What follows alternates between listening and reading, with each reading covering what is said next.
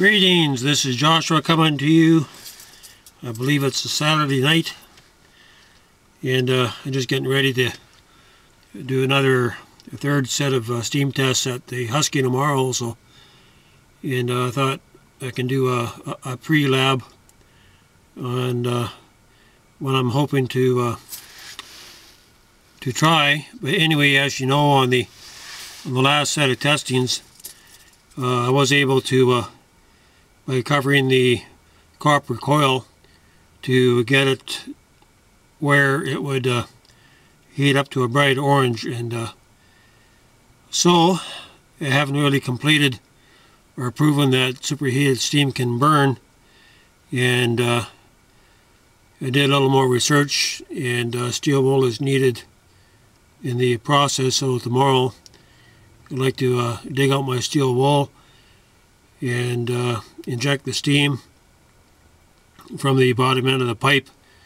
And the opposite end, I'll have a pair of pliers with steel wool and a lighter handy to see if what Sir Hoax did in his video, whether superheated steam can be ignited. And certainly the coil is more than capable. I think my coil is actually hotter than his, and I got more coil, so it shouldn't be a problem, but you never know.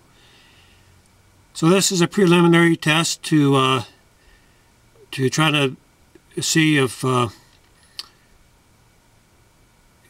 got a hunk, a fairly large piece of iron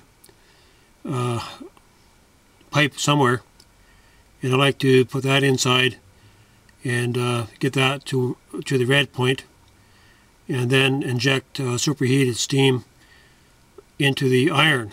And the reformation of using steam and iron it's not a new thing. It's been, it's what I used to use in the past for making hydrogen, and now they're using more fancier metals and all that, but iron does work and has worked in the past.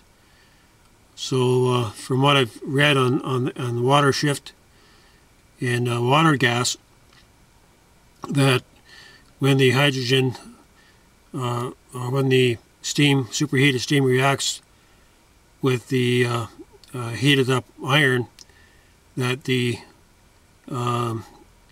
oxygen is pulled out of the hydrogen and oxidizes with the iron, and it leaves hydrogen hydroxide. If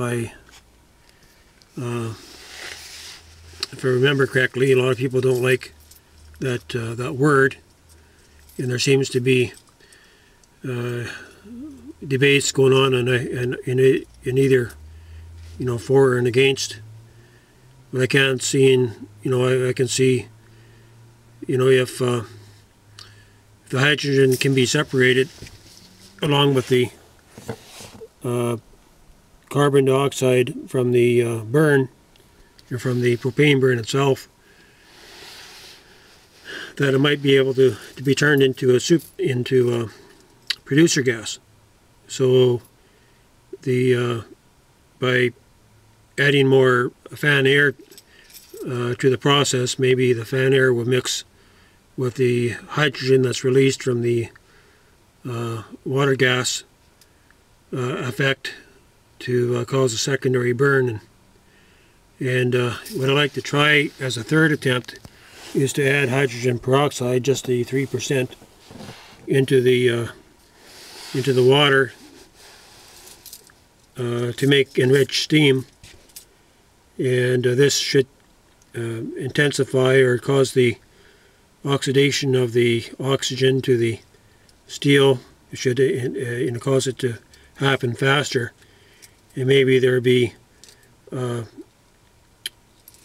enough oxygen released to bond with the hydrogen. So this is all new to me, but I believe I'm following a trail that's going to show some success here, and this is all kind of pre-testing for when the time comes to actually try generating some wood gas you know, and there's no, the drill pipe, you know, certainly has the potential, the heat potential to generate wood gas, and this could be done in a vertical test where the wood gas could be backfed to the system with oxygen. So, you know, if they did have a